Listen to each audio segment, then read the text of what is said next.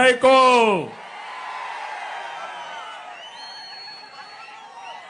నిన్న చాలా సర్వేలు వచ్చాయి. అంటే సర్వేలన్నీ చివరిసారి మళ్ళీ ఎన్నికలైన తర్వాత పోలింగ్ అయిన తర్వాతనే వేసే అవకాశం ఉంటుంది. 11 సర్వేలు వస్తే 11 సర్వేల్లో కూడా 17 నుంచి 23 ఎంపీలు మనమే గెలుస్తున్నామని మీకు తెలియజేస్తున్నా. అంటే ఇప్పుడు ఇక్కడుండే బాలశౌరి గెలుపు తథ్యం అవునా కాదా? కృష్ణప్రసాద్ గెలుపు తథ్యం అవునా కాదా?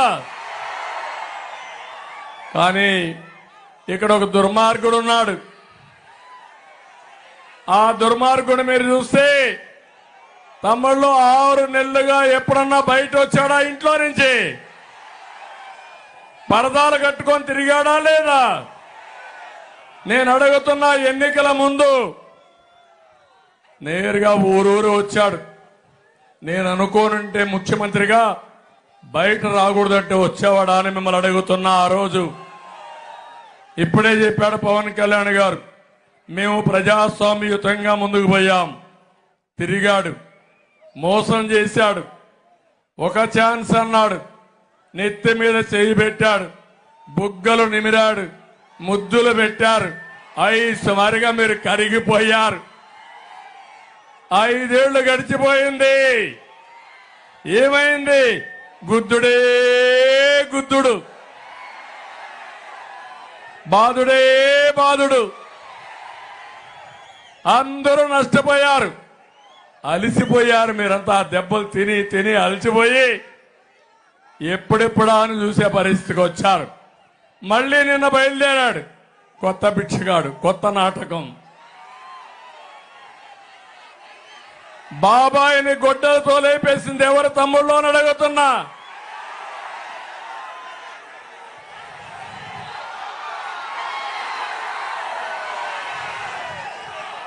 డ్రామా ఆడాడా లేదా? ఆ నేరం మా మీద పెట్టాడా లేదా? కోడికత్తి డ్రామా ఆడాడా లేదా? నిన్నే గులకరాయి డ్రామా. ఆయన మీటింగ్ పెట్టాడంట, కరెంట్ ఆఫ్ అయిపోయిందంట. పవన్ కళ్యాణ్ అక్కడికి వచ్చి ఒక రాయి వేశాడు, గులకరాయి. లేకపోతే చంద్రబాబు నాయుడు ఒక కుట్ర చేశాడు, హత్యా ప్రయత్నం.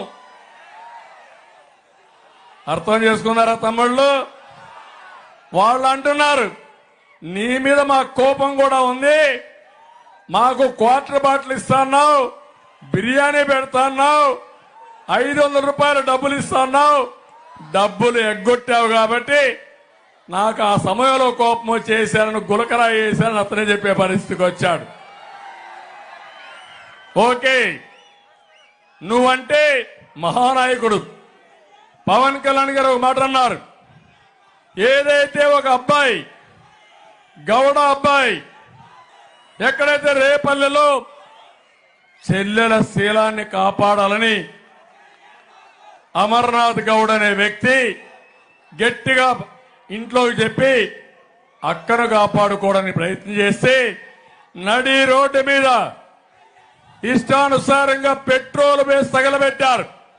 ఆ రోజు గుర్తుకు రాలేదా జగన్మోహన్ రెడ్డి? సైకో వైఎస్ఆర్ కాంగ్రెస్ నాయకులు అడుగుతున్నా. ఆ మాట అడిగాడు పవన్ కళ్యాణ్ గారు.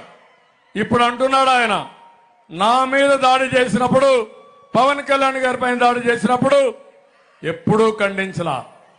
నేను ఖండించా, ప్రధానమంత్రి ఖండించారు, అందరూ ఖండించాం.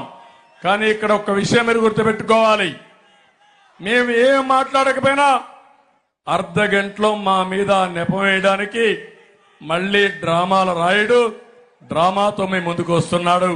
అందుకే చెప్తున్నా, నీ మాట ఎవ్వరూ నమ్మరు, అది ఒక డ్రామా.